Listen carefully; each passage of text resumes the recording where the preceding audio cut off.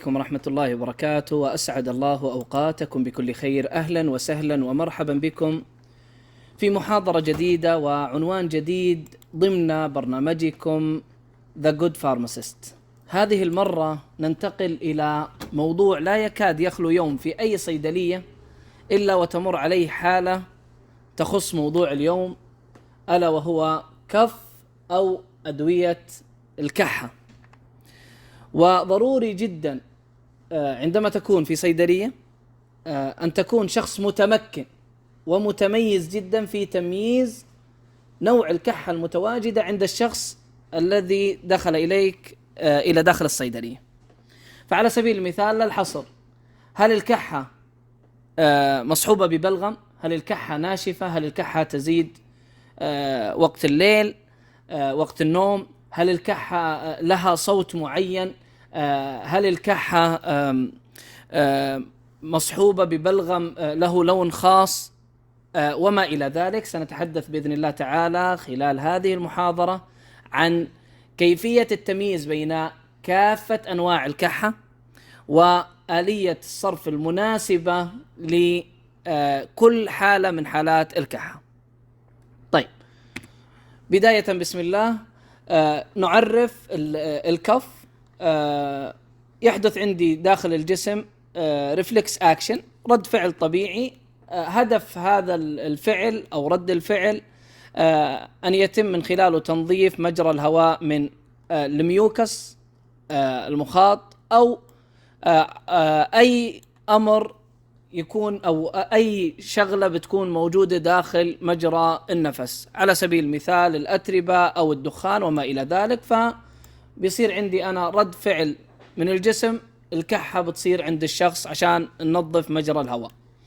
هناك عدد من الأنواع داخل أو أنواع الكحة. هناك عدد من الأنواع تشمل فترة بقاء الكحة، يعني كم بتضلها أسبوعين، 3، أكثر من ذلك، أقل من ذلك، بناء على الصوت وبناء على بعض الخصائص سنتحدث عنها بالتفصيل. أنواع الكحة بناء على كم تبقى أعراض الكحة موجودة عند الشخص أو كم تبقى الكحة عند الشخص. أكيوت كف وسب أكيوت وكرونيك. أكيوت كف في حال بقيت الكحة من أسبوعين إلى 3 أسابيع وتبدأ بشكل مفاجئ. أما السب أكيوت فهي غالبا تكون بعد الانفكشن وتبقى من 3 أسابيع إلى 8 أسابيع. أما الكرونيك تبقى أكثر من 8 أسابيع ولها اسم آخر بيرسيستنت كف. معلومة هامة، عند دخول أي شخص إليك داخل الصيدلية وبيحكي لك أو بيقول لك أنا صار لي عندي كحة، الكحة إلها تمام 15 يوم، إلها 20 يوم، في هذه الحالة انتقلت الحالة من التعامل معها مع الصيدلي، لابد أن تقوم بدورك كمقدم رعاية صحية أن توجه المريض إلى الطبيب المختص. أكثر من أسبوعين لا تتعاملوا مع حالات تخص الكحة أكثر من أسبوعين. هذه الحالة تتطلب تدخل الطبيب. فكما ذكرنا الوام بروتوكول في أول محاضرة شرحناها. لازم أنت أي شخص يدخل عليك الصيدلية تسأله ال5 أسئلة: لمين الدواء؟ ما هي الأعراض؟ كم لها الأعراض؟ هل قمت بأي أكشن معين؟ وهل استخدمت أدوية معينة؟ هذه هي الوام بروتوكول. فالوام بروتوكول من الأفضل جدا، يعني مع أي مريض يدخل للصيدلية أنك تطبقها معاه، ومن ضمنهم مريض الشخص اللي بيعاني من الكحة. طيب، من ضمن الأنواع بناء على الميوكس، هل الكحة برودكتيف كف أم نون برودكتيف كف؟ في حال يعني برودكتيف كف بيكون أنا عندي ميوكس مصحوبة ببلغم، وفي حال نون برودكتيف بتكون بدون بلغم. طيب انواع الكحه بناء على متى بتصير، هل الكحه يعني غالب الوقت في كل اليوم، ام الكحه يعني بتنشط وقت النوم، يعني لما يجي الشخص ينام ويستلقي خلاص في اخر الليل بتزيد الكحه. طب ليش احنا بنحكي هذا الاشي؟ لانه هذه الكحه اللي بتكون وقت النوم بتكون كحه تحسسيه. يعني الشخص لو انت تعطي له شراب الكحه اللي راح نيجي عليه الان كمان شوي ان شاء الله، او حبوب الكحه تعطي له اياها وما تعطي له جنبها انتي هيستامين، ممكن العلاج ما يفيد، او بنسبه كبيره العلاج ما راح يفيد، لانه لازم انت تعرف تشخص المريض بالتشخيص الصحيح ومن ثم نعطي له العلاج الصحيح. كثير من الاطفال بيكون عنده كحه وفجاه تلاقيه بيرجع، يصير عنده فوميتنج، فبتساله بيقول لك ابني بيدخل عليك المريض او اب الطفل بيقول لك انا ولدي عمره 5 سنوات او 4 سنوات بيكح، وصار لما يكح يرجع. احنا في هاي الحالة بننتقل لتشخيص اخر، فيفضل مراجعة الطبيب المختص في مثل هذه الحالات. طيب ما هي اسباب الكف؟ طبعا احنا حكينا قبل شوي انه الانواع ممكن على حسب اكيوت اللي هي على حسب الفترة، اذا بتبقى من 2 إلى 3 أسابيع بتكون اكيوت. فاذا كانت اكيوت غالبا السبب الاسباب الكومن كولد وبسبب فيروس. شرحنا الفرق او حكينا شوي عن الكومن كولد في اول محاضرة وفرقناها بينها وبين الالرجيك راينايتس، تقدروا ترجعوا المحاضرة، او الانفلونزا يسبب بعض المسببات، او انه يستنشق يعني مادة مهيجة زي الدخان او الاتربة والمواد الكيميائية، او يدخل اشي يعني اجسام غريبة الى داخل مجرى الهواء. النيمونيا، الالتهاب الرئوي، والسعال الديكي، الووبينج كف، هذه بعض من مسببات الاكيوت كف. طيب الكرونيك كف، الالرجي، الازمة، وغالبا يعني اشهر اشي يعني بتكون عند الاطفال برونكايتس، الجيرد، الارتداد المريئي، جاسترو ايزوفيجال ريفلكس ديزيز قد يسبب كف.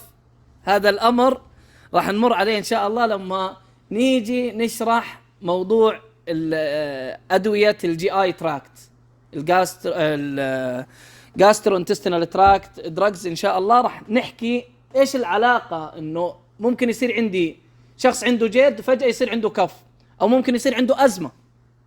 راح نتكلم عن هذا الاشي. وكذلك البوست نيزل دريب اللي هو احنا حكينا عنها، انه البلغم الشخص بيكون عنده مثلا على سبيل المثال الرجيك راينايتس او بيكون عنده ساينوسايتس، وتحديدا في الساينوسايتس بينزل عندي البلغم من الانف، بيصير عندي زي بلغم في الحلق، فهذا الامر قد يؤدي الى كرونيك كف او بيرسيستنت كف تستمر اكثر من 8 أسابيع.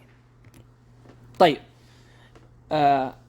أكررها دائما في أي محاضرة، ليس عيبا أنه لما أنت تشوف شخص دخل عندك الصيدلية وأنت شايف أنه الحالة هاي بتستدعي تدخل طبيب، أنك فعلا توجه للطبيب. هذا الأمر لا يعني لا يقلل من قيمتك العلمية، لا بالعكس، الناس بيحبوك أكثر أنه فعلا أنت وجهته التوجه الصحيح، بدل ما أنت تعطيله علاج وتأخره، أنه ممكن العلاج هذا لا سمح الله يفاقم الحالة سوء أو ما يفيده ويأخره، أنه ينتج عنده أمور أسوأ أكثر فأكثر.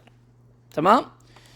إذا دخل عندك شخص وحكى لك أنا إلي أكثر من 2 أسبوع بكح، مباشرة طبيب. شخص قال لك أنا بكح والكحة عندي البلغم اللي بيطلع مصحوب بدم، مباشرة أنت بتحوله للطبيب. شخص بيقول لك أنا عندي بكح وفي نفس الوقت أنا بعاني من ضيق في النفس أو بتنفس بصعوبة، تمام، أو أنا عندي ألم في الصدر مع الكحة، بحس إنه في ألم في الصدر، مباشرة بتحوله للطبيب المختص. شخص بيكح وعنده بلغم لونه أخضر جرينيش يلو، أخضر مصفر، مباشرة أنت في هاي الحالة بتقول له راجع طبيب، لأنه هذا شخص واضح عنده التهاب. تمام. وأنا أكرر، ليس من اختصاص الصيدلي تمام انه يصرف المضادات الحيوية. انا لا ارى انه من اختصاص الصيدلي انه يصرف المضادات الحيوية من دون، يعني احنا بنعرف انه بعض الاطباء ممكن ما بيقوموا بالبروتوكول الصحيح لصرف المضاد الحيوي، من ناحية انه نشوف ايش الدواء المناسب للشخص ونسوي زراعة وما الى ذلك ومن ثم نعطيله. لكن انا ما بزيد الوضع سوء انا كصيدلي واروح اعطيله مضاد حيوي ممكن ما يفيده. لكن في بعض الدول تمام لسه صرف المضاد الحيوي بإمكان الصيدلي انه يصرف مضاد حيوي. اذا انت متأكد من التشخيص وانت عارف انك انت بتشخصه صحيح مليون في المية، في هاي الحالة ممكن انا اقول لك اعطي مضاد. ولكن انا قناعتي الشخصية الصيدلي لا يصرف مضادات حيوية، مش شغلنا. تمام. اذا كان الشخص بيكح وانت سامعه وهو بيكح عندك في الصيدلية بتحس صوت صفارة، في صوت صفير في الكحة، هذا غالبا دلالة عند الشخص هذا انه ممكن يكون عنده أزمة او عنده التهاب، فلازم في هاي الحالة انه يراجع الطبيب. شخص بيقول لك انا الي بكح مثلا 10 ايام بس انا حاسس انه وزني نقص، قست وزني قبل 10 ايام كان هيك ومن ثم بعد الكحة صار هيك، وخصوصا اذا كان بيقول لك انا البلغم بيطلع عندي بلغم ثك وبفقد يعني بيفقد كميات كبيرة من السوائل، في هاي الحالة انت يفضل انه تحوله للطبيب المختص. طيب، عرفنا انواع الكحة، عرفنا اسبابها، عرفنا متى يعني بنخلي المريض اللي بيدخل علينا للصيدلية انه يرجع للطبيب المختص. الان ننتقل للميديكيشن. ايش في ادوية ممكن احنا نعطيها؟ حكينا قبل شوي، انت تفهم ايش الدواء، ايش الحالة اللي عند الشخص، بتفهم ايش العلاج المناسب، راح تعطي العلاج المناسب. اذا شخصت صح راح تعطي العلاج الصحيح.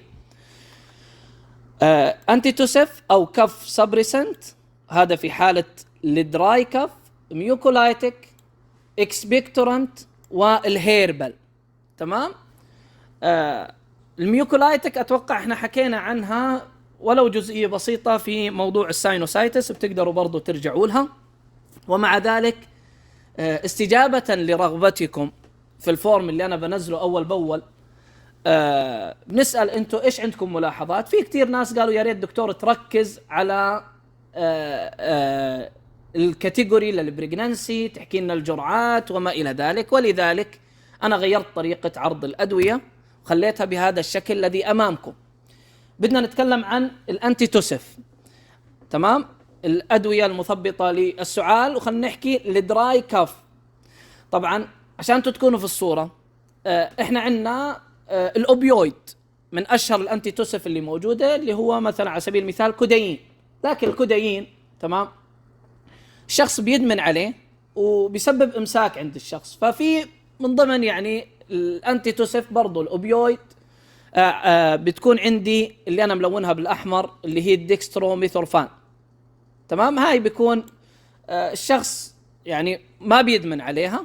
تمام. لكن خلينا نكون يعني واقعيين شوي ونكون واضحين. أغلب الدول تتجه إلى أنه التركيبات اللي بتكون فيها ديكستروميثورفان وكلورفينيرامين، بعض الدول بيكون فيها الدواء هذا لا يصرف إلا بموجب وصفة طبية. تمام. لأنه الناس بيستخدموه استخدام خاطئ، بياخدوه عشان يناموا. هلا معلومة أنا حابة أذكرها، إنه نادر تلاقي دواء، نادر. تمام. يعني رجعت أنا عدد من الدول وشفت التركيبات، نادر تلاقي دواء تلاقي فيه ديكستروميثورفان لحاله. أوكي في السعودية فيه، تمام، في إشي اسمه كافوسيد في السعودية، فيه ديكستروميثورفان لحاله. تمام. لكن غالبا أدوية الأنتيتوسيف بيحطوا معاها تركيبات، الشركات بيحطوا فيها أكثر من مادة، فبيكون عندي كومباينيشن. فعلى سبيل المثال في اليونيفيد دي ام، دواء في الأردن للمتحدة، بيكون عندي ديكستروميثورفان من أنتيتوسيف من الأوبيويد، وبيكون عندي كلورفينيرامين فيرست جينيريشن أنتي هيستامين، وبيكون عندي سودو إفيدرين اللي هو دي كونجستنت. يعني لاحظوا أنا عندي دواء مثبط للسعال وفي نفس الوقت تمام عندي فيرست جينيريشن أنتي هيستامين، طيب ايش بتستنتج؟ وشخص بيجيك قال لك دخل الصيدليه وحكى لك انا بدي دواء مثبط للسعال، بس انا الكحه عندي بتزيد وقت النوم. يا سلام لما تعطي له ديكستروميثورفان وكلورفينيرامين مع بعض. واذا قال لك انا عندي احتقان، مباشره بتعطي له برضه اليونيفيد دي ام، فبيقوم بالمهمه المناسبه.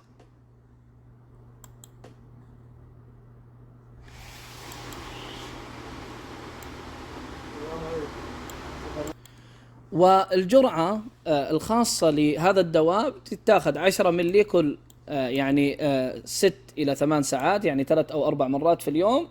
شريطة إنه الشخص ما يزيد عن 40 ملي خلال ال 24 ساعة خلال اليوم. كاتيجوري الحمل له كلاس سي، والأطفال من 6 إلى 12 سنة يتاخذ 5 ملي كل 6 إلى 8 ساعات. تمام؟ هلا أغلب أدوية الكحة بتلاقي مكتوب عليها لا يعطى تحت 6 سنوات، لا يعطى تحت 6 سنوات، ما بينصرف تحت 6 سنوات. طيب كمان مرة حكيت، غالبا الكف سبريسنت او الانتيتوسف ما بتكون لحالها، فبيجي معاها انتي هستامين. زي مين؟ على سبيل المثال بتلاقي تركيبة ديكستروميثورفان وبيكون معاها مثلا دايفينيهايدرامين، او مثلا بيكون معاها برومثازين، او بيكون معها تريبرولودين. تمام؟ فالدايفينيهايدرامين الكلاس إلها كلاس بي. انا بدي اياكم انتم تحكوا لي بعد ما تشوفوا المحاضرة ايش في ادوية في دولكم موجود فيها هاي التركيبات. يعني بيهمنا احنا نعرف صراحة الدراي كف ايش فيه موجود عندكم تركيبات زي هيك. تمام؟ البرومثازين بيكون كلاس سي، والتريبروليدين بيكون كلاس سي. هذول كلهم فيرست جنريشن انتي هستامين. تمام؟ وانتم بتعرفوا الفيرست جنريشن انتي هستامين بيسبب نعاس. تمام؟ وغالبا بتكون هاي التركيبات الخاصة للدراي كف بتكون مصحوبة بالاوبيويد، وبيكون فيها انتي هستامين عشان الشخص اللي بتزيد عنده الكحة وقت النوم، فبنقلل له الكحة. وفي نفس الوقت تمام بيكون فيها للناس اللي ممكن يكون عندهم احتقان في الأنف، فبيكون فيها مثلا تريبروليدين أو السودو إفيدرين. طيب نروح للمجموعة الثانية. بس هاي المجموعة لاحظوا انها للبرودكتيف كف، للكحة المصحوبة ببلغم، اكسبكتورانت، اجوايفنسين. تمام؟ مثال عليها الميوسينكس، مثال عليها ميوسينكس، هذا بيجي حبوب. اكيد في شراب، في سيرب موجود عندكم موجود. تمام؟ لكن انا حبيت انه انوع عشان اوريكم انه في ادوية فيها شراب، وادوية فيها بتيجي على شكل تابلت او على شكل حبوب. اليوجوال ريكومندد دوز للميوسينكس بتكون حبة او حبتين. فالجرعة حبة او حبتين كل 12 ساعة، شريطة لا يزيد الشخص عن 4 تابلت خلال ال 24 ساعة. تصنيفه للحمل كلاس سي. طيب كذلك من ضمن الاكسبكتورانت في امونيوم كلورايد. انا بدي اياكم تحكوا لي مين الامثلة اللي موجودة عندكم، وهذا بيكون تصنيفه كلاس سي. ولاحظوا انه احنا بنحكي عن الاكسبكتورانت للبرودكتيف كف، ما بينفع نعطي اكسبكتورانت لشخص عنده كحة ناشفة. تمام؟ طيب الميوكولايتك حكينا عنها في الساينوسايتس بسبب انه بيصير عندي بوست نيزل دريب، فاحنا بنفضل انه احنا نعطي ميوكولايتك. تمام؟ مذيبة بلغم. راينثيول هذا المثال عليه. تمام؟ بيجي منه للكبار اللي لونه ازرق، ولا الصغار اللي لونه بينك. تمام؟ اليوجوال ريكومندد دوز بتكون 15 ملي كل 8 ساعات 3 مرات في اليوم. وكلاسه للحمل كلاس سي، وبينعطى للأطفال من عمر 2 إلى 5 سنوات. بياخد الشخص 5 ملي كل 12 ساعة مرتين في اليوم. تمام؟ كذلك من ضمن الميوكولايتك حكينا عنهم البرومهكسين، وهذا كلاس A للمرأة الحامل تقدر تعطيه. الان اسيتيلسيستين كلاس بي. ممكن تمر عليكم معلومه، ان اسيتيلسيستين وين مرت هاي؟ ايوه هو اللي انتم قارئينه. يس صح هو الانتيدوت اللي لا حالات التوكسيك دوز من الاسيتامينوفين او البارستامول او البنادول. تمام، هو مذيب بلغم صحيح. الامبروكسول زي الميوكوسولفان بيكون كلاس سي. طيب نروح ل الأدوية الآمنة، خلينا نحكي عنها آمنة، بتقدر تصرفها وانت مرتاح وانت مطمن. تمام، خالية من، لاحظ انه لازم انت تتأكد انه الدواء بس خالي من السكر عشان تقدر تعطيه لمريض السكر. تمام، آمن للحامل، تقدر تاخده الحامل، اللي هو الأعشاب، اللي هو اللبلاب الآيفي. مثال عليه البرونشيكير والبروسبان. تمام، الجرعة المعتادة لكبار السن أو البالغين والأطفال أكثر من 12 سنة، خلينا نحكي من 5 إلى 10 ملي كل 8 ساعات 3 مرات في اليوم. والأطفال من 6 إلى 12 سنة بينعطى 5 ملي كل 5 ملي كل 12 ساعة، فمرتين في اليوم. وبيجي من البروسبان تحاميل، بيجي منه سبزوتري، بيجي منه تحاميل بنقدر نستخدمها للناس اللي او الاطفال اللي اعمارهم اقل من 6 سنوات. طيب نروح للتركيب الثاني في الهيربال اللي هو الايفي والثايم، البلاب وزعتر في نفس الوقت. برونشيكير بلس كذلك في ايزيبان. تمام، الجرعة من 7.5 ل 10 ملي 3 مرات في اليوم. والأطفال للبالغين والأطفال أكثر من 12 سنة، والأطفال من 6 إلى 12 سنة بيتاخد 5 ملي مرتين يوميا. ولاحظوا أنه الثايم ما بننصح أنه المرأة الحامل تستخدم ثايم اللي هو الزعتر. لاحظوا أنه كذلك في تركيبات احنا ممكن نلاقي فيها البلاب وزعتر، وفي نفس الوقت تلاقي فيها عسل. تمام، ممكن تلاقي تركيبات فيها عرقسوس. تمام، التركيبات اللي فيها عرقسوس بدك تكون حريص جدا قبل ما تعطيها لمريض الضغط. قبل ما تعطي اي تركيبة من التركيبات اللي فيها اعشاب ضروري تتأكد انه ما فيها سكر عشان تعطيها لمريض السكر وانت مطمن. الاعشاب اللي فيها البلاب ما بننصح انه المرأة الحامل تستخدمها. طيب ايش في تعليمات ممكن احنا نحكيها للشخص؟ بعد عن الدخان وبعد عن الناس المدخنين.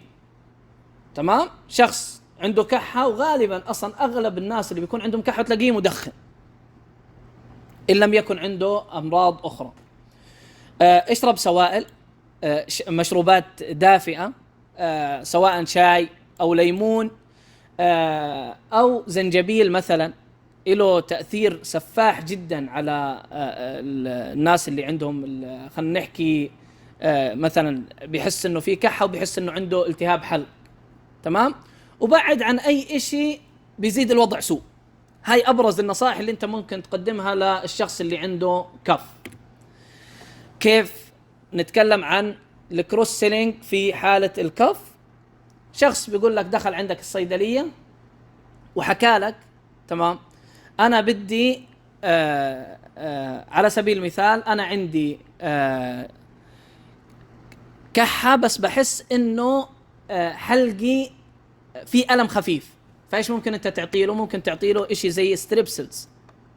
تمام، ستريبسلز إكسترا. تمام، ممتاز جدا، بيسوي سوثينج إفكت في الحلق، فبيرتاح الشخص شوي مع دواء الكحة. طيب في كتير، أنا جايب صورة بس هيك عسل. أكيد في منتجات داخل الصيدلية الآن صار فيها عسل بيور. تمام، فبنقدر إحنا برضو شخص بيقول لك أنا ما بدي حلاوة الحلق، ممكن أنت تعطيله عسل، تقول له خذ لك ملعقة عسل، لأنه تأثير العسل على الحلق جدا تأثير إيجابي للشخص اللي بيكون عنده كحة وبيحس إنه في ألم حلق. كذلك من ضمن الشغلات لجيميسون اللي هي الإشينيشيا، برضو ممكن إحنا نعطيها. وكذلك أي دواء ممكن او اي فيتامينز عندكم في الصيدليه ممكن انه يرفع من مناعه الشخص، تمام، ممكن انت تعطي له اياها. انا بس حاب اذكر معلومه معينه. لو في شخص دخل عليك الصيدليه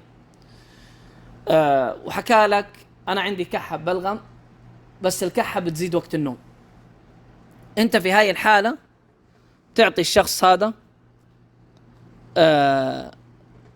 اولا من هاي الاعشاب. انا صراحه بفضل دائما اتعامل بالاعشاب، لا تداخلات دوائيه، نادر التداخلات الدوائيه، ومرتاح بتصرف وانت مرتاح.